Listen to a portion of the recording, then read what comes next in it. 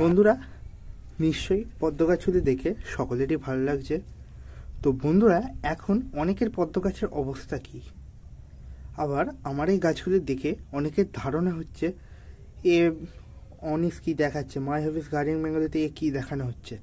পদ্ম গাছে এই শীতের টাইমে এত সুন্দর পাতা চলে আসছে, সেটাও কি সম্ভব? হ্যাঁ বন্ধুরা, সেটাও সম্ভব। তো বন্ধুরা ভিডিওটা সম্পূর্ণ মন দিয়ে দেখতে থাকুন। যা পরিচর্যা করছি সেটাই আপনার কাছে তুলে ধরবো, একদম পয়েন্ট টু পয়েন্ট। তো বেশি কিছু কথা না বাড়িয়ে ভিডিওতে যাওয়া যাক।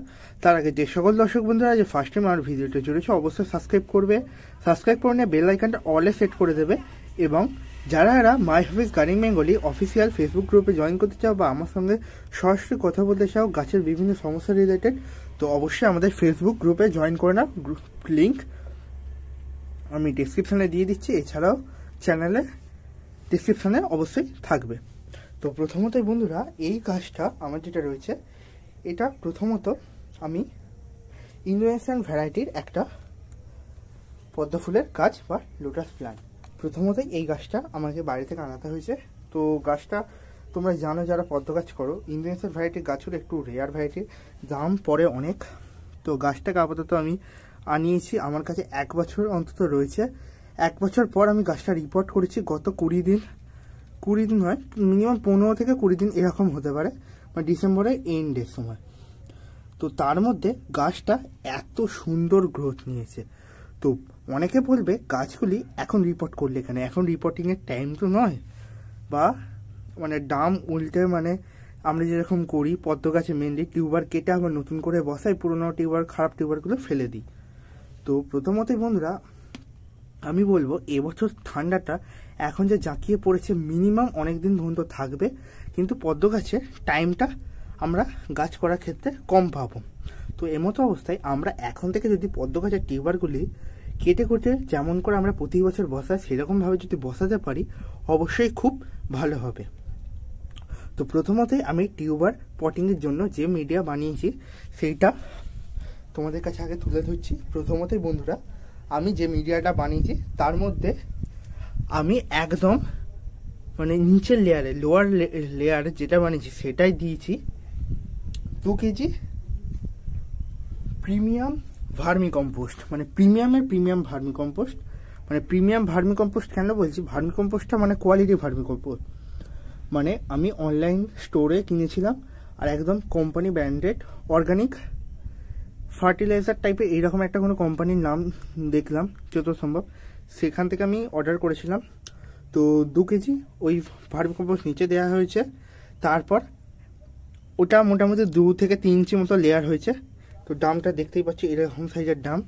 তারপর আমরা ওর ওপর 2 ইঞ্চি মোটা মাটির লেয়ার দিয়েছি। তারপর আবার ভার্মি কম্পোস্ট দিয়েছি 2 কেজি, দেওয়ার পর আবার 5 ইঞ্চি মতো মোটা মাটি লেয়ার দিয়েছি, দিয়ে ওইটা জল দিয়ে ভালো করে 1 সপ্তাহ থেকে 1.5 সপ্তাহ মতো মানে পুরোপুরি মিশে দিতে মানে কাদা বাদা ভাব হওয়ার জন্য রেখে দিয়েছি। তারপর আমরা মানে মেনলি আমি যেটা করেছি, তারপর টিউবারগুলো বসিয়ে দিয়েছি যেমনভাবে নর্মালি টিউবার বসায়, মানে একটা করে পাতা উপর দিকে বার করে রেখে মাটির ভেতর যেমন আমরা ঢুকিয়ে দিই টিউবার, ওরকমভাবে টিউবারগুলো বসিয়েছি। তারপর গাছটা সম্পূর্ণ গ্রোথ নিয়ে নিয়েছে। এখন প্রধানত আমি যেই বিষয়টা করছি সেটা অবশ্যই অনেকে দেখতে পাচ্ছ, জল পাইপের সাহায্যে আসছে এবং পড়ে যাচ্ছে। এটা আমি করেছি, এই দেখো এই সিস্টেমটা আমি করেছি।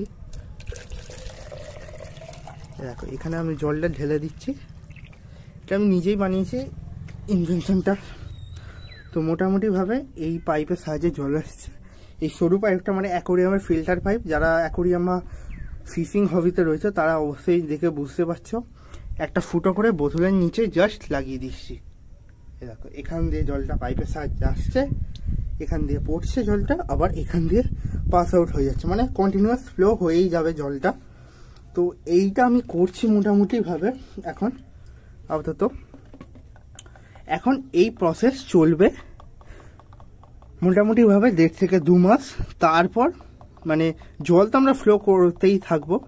এখন এইরকমভাবে অল্প অল্প জল দিয়ে কন্টিনিউয়াস 2 মাস মতো ফ্লো করাবো, অন্তত পক্ষে যতদিন না ভালো মতো গরম চলে আসে। তারপর মানে প্রতিদিন একবার করে মানে হাফ জল মানে মোটামুটি চেঞ্জ করতে হবে। তো সেটা যদি করতে পারো, অবশ্যই দেখবে খুব তাড়াতাড়ি গাছে ফুল চলে আসবে। আর এই ফ্লোরিং যে সিস্টেমটা আমি বানিয়েছি, এইটা করা একমাত্র কারণ গাছে জলেতে একটু স্রোত ভাবটা থাকবে, মানে জল একটু বয়ে বয়ে যাবে এরকম ভাবটা থাকবে। এবং আরেকটু জিনিস বিষয় বন্ধুরা, এই কয়েকটা মাছ তোমরা দেখতে পাচ্ছ, এগুলো হচ্ছে গাপ্পি মাছ। তো গাপ্পি মাছটা দেওয়া একমাত্রই কারণ হচ্ছে মশা যাতে না হয়। মোটামুটিভাবে আমরা এখন এই জিনিসটা করতে থাকবো অন্তত পক্ষে 2 মাস, যেমন তোমাদের প্রথমতই বললাম। তারপর এখন কি খাবার দেবো, মোটামুটিভাবে খাবারের ব্যাপারটা তোমরা এখন মাথায় রেখে দিতে হবে। পটাশ ঘটিত খাবার এখন আমরা দিতে হবে না গাছে মোটামুটি,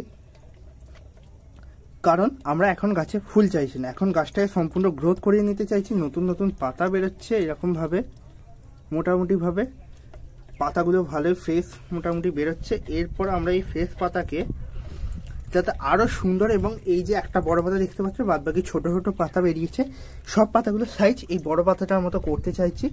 সেই বিষয়টা করার জন্য এখন মোটামুটি আমাদের যে খাবারটা প্রয়োগ করতে হবে, তার মধ্যে আমি রেখেছি পুরনো গোবর সার, মানে খাবারটা যেটা মেনলি আমি বানিয়ে ইউজ করবো, পুরনো গোবর সার 1 কেজি মতো নিয়ে নিয়েছি। তার সাথে ভার্মি কম্পোস্ট 500 গ্রাম মিশিয়েছি, এবং তার সাথে হাড় গুঁড়ো, মানে একদম বুনদাস, মানে যেটা মিহি বুনদাস, সেইটা মিশিয়েছি 200 গ্রাম। এবং তার সঙ্গে কিছুটা পরিমাণ নিয়েছি এপসম সল্ট, মানে 2 থেকে 2.5 চামচ মতো এপসম সল্ট নিয়েছি। নিয়ে সেটা গাছে ভালো করে দিচ্ছি, মানে এটা মানে রোদে শুকিয়ে নিচ্ছি।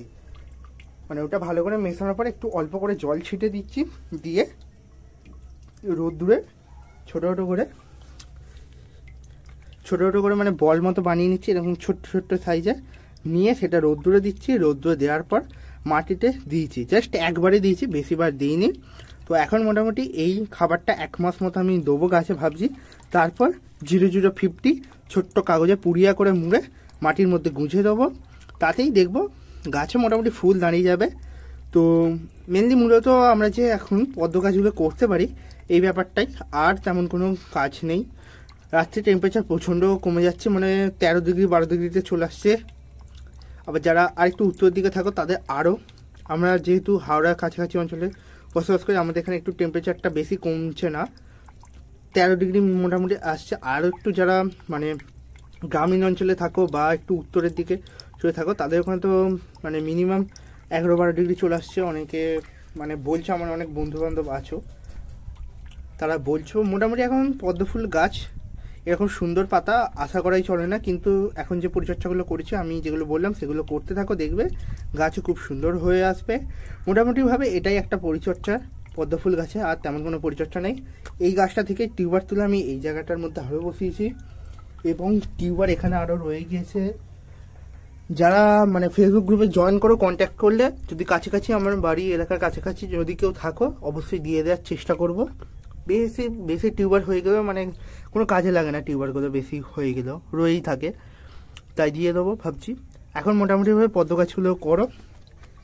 তো আমি টিউবার মানে বিক্রি করবো না, এমনিতে দিয়ে দেবো। অনেকে বলতে পারে বিক্রি করো দাদা, আমি বিক্রি করি না, দিয়ে দেবো। মোটামুটিভাবে এখন এই পরিচর্যাই করব।